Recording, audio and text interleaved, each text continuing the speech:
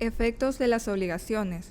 Son las consecuencias derivadas de las obligaciones, ya sea respecto al acreedor, derechos de utilizar los medios legales para obligar al deudor al cumplimiento, de procurarse el cumplimiento por un tercero a costa del deudor y de obtener de éste las indemnizaciones correspondientes. Respecto al deudor, liberación en caso de pago y derecho de repeler las acciones del acreedor en caso de extinción o modificación legal de la obligación. Por ejemplo, efectos de las obligaciones bilaterales. Cumplimiento simultáneo de las obligaciones recíprocas. Ninguna de las partes está obligada a cumplir si la otra no cumple simultáneamente, salvo que otra cosa se haya establecido en el contrato, ya sea por haberse pactado el pago o el cumplimiento aplazado, o así se deduzca de la ley. Compensatio morae. El retraso en el cumplimiento de una de las partes no es jurídicamente relevante mientras la otra no ha cumplido. Desde que uno de los obligados cumple su obligación, empieza la mora para el otro, de acuerdo al principio de compensación de la mora. Resolución del contrato en caso de incumplimiento de una de las partes.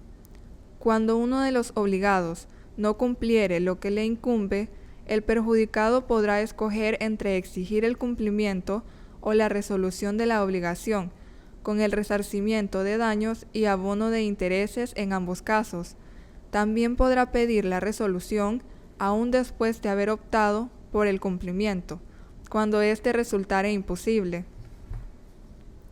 Efectos de las obligaciones naturales. Autorizan al acreedor para retener lo que sea dado o pagado en razón de ellas, el cual es su principal efecto. Tiene los siguientes requisitos. Debe ser voluntario, es decir, hacerse libremente sin tener vicios del consentimiento. Debe hacerse por quien tenga la libre administración de sus bienes. Quien paga debe tener la facultad y capacidad para disponer del objeto de pago. Debe de cumplir con los requisitos generales de pago, íntegro y conforme al tenor de lo pactado. Pueden ser novadas, se pueden reemplazar por una obligación civil o viceversa. La novación en este caso sería solo un pago con obligaciones. Pueden ser caucionadas, es decir, que un tercero puede constituirla como un garante. Derechos auxiliares del acreedor.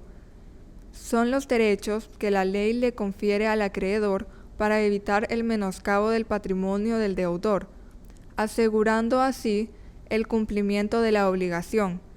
Junto con la ejecución forzada y la indemnización de perjuicios, constituyen los efectos de las obligaciones.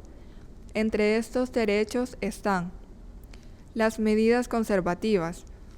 Es el derecho que tiene el acreedor para obtener una resolución judicial que impida el deterioro o enajenación de ciertos bienes del deudor, guarda y aposición de sellos, y el derecho legal de retención, por el cual una resolución judicial ordena que el dentador de un bien no debe restituirlo mientras no se le pague o asegure el pago de una obligación, conexa con la suya de restituir. Las medidas precautorias son providencias cautelares que pueden obtener el demandante para asegurar el resultado de la acción, por ejemplo, el secuestro de bienes, nombramiento de interventor, retención de bienes determinados y la prohibición de celebrar actos y contratos sobre determinados bienes. Acción indirecta o acción oblicua. Tiene por objeto que el acreedor ejerza ciertos derechos del deudor para adquirir bienes, cuando hay una negativa o indiferencia de éste para ello. Prisión por deudas. La facultad que el procedimiento romano, por medio de la manus iniectio, es decir, toma de posesión o acción de echar mano, concede al acreedor para aprehender a su deudor en tanto no cumpliese su obligación, se derivó de las edades media y moderna, hasta avanzado el siglo XIX, hacia la prisión por deudas, pero las legislaciones modernas han eliminado esa institución. Vale la pena mencionar dos conceptos: Acreedor es quien tiene la acción o derecho para pedir alguna cosa, especialmente el pago de una deuda o exigir el cumplimiento de una obligación, y el deudor, que es aquel que está obligado a dar, hacer o no hacer algo. El incumplimiento de una deuda, si bien es un hecho ilegal, carece de las características de gravedad y peligrosidad esenciales a los delitos, motivo por el cual solo el incumplimiento de una obligación no debe ser tipificado como delito y, en consecuencia, no debe ser sancionado con una pena de prisión, pues del cumplimiento de la deuda debe responder solo los bienes del deudor, mas no su persona en un bien de máxima valoración, siendo éste la libertad. Lo que diferencia al incumplimiento de una deuda con el fraude y lo que provoca que una sea delito y el otro no, es que el medio que emplea el sujeto activo para obtener un beneficio patrimonial se caracteriza ya sea en el fraude, con el engaño y la simulación, es decir, el ánimo fraudulento, el cual no se encuentra en el simple incumplimiento de una deuda, pues el deudor que no paga no engaña a nadie, sino que simplemente no paga. Ejecución forzada.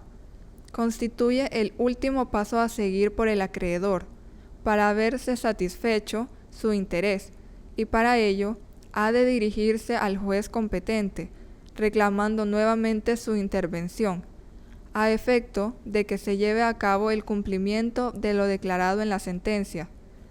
Vale la pena mencionar dos definiciones.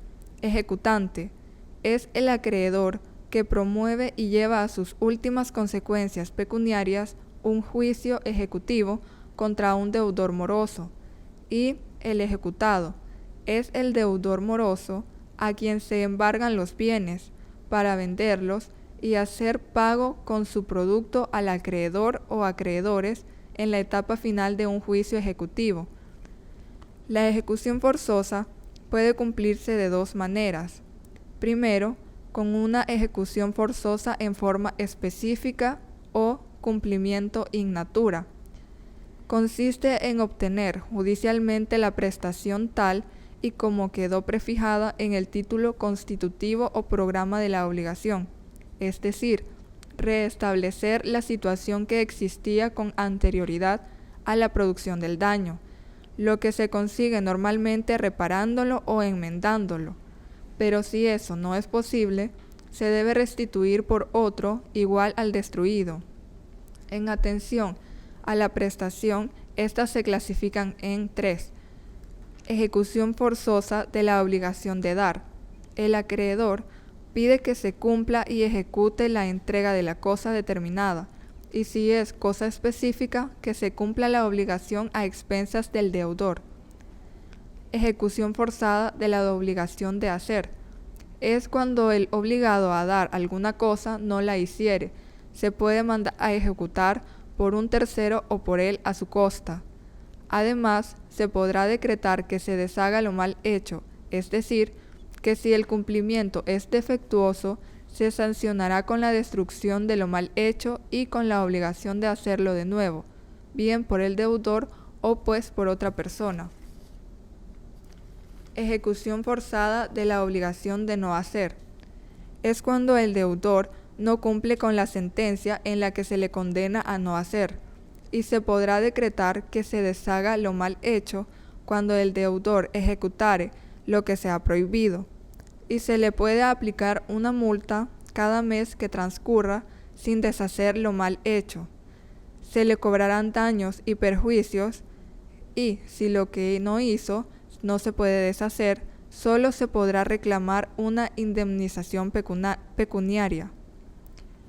Ejecución forzosa en forma genérica o por cumplimiento o equivalente. Consiste en entregarle al perjudicado una suma de dinero. En caso de perjuicios patrimoniales, la suma debe ser equivalente al valor o entidad económica que sufrió el daño. En caso de perjuicios extrapatrimoniales, la suma debe resultar para optar y compensar el daño soportado por el perjudicado. El cumplimiento por equivalente, ya sea pecuniario, resultado del hecho de la suma de dinero que se fija, por el daño ocasionado o la prestación que se debía idealmente al valor patrimonial del incumplimiento de ésta y los daños soportados. El cumplimiento por equivalente tiene un carácter subsidiario, según el modo que el acreedor se le debe de exigir primero la ejecución por cumplimiento específico, y solo en el caso de que ésta no sea posible la podrá solicitar por el cumplimiento mediante equivalente,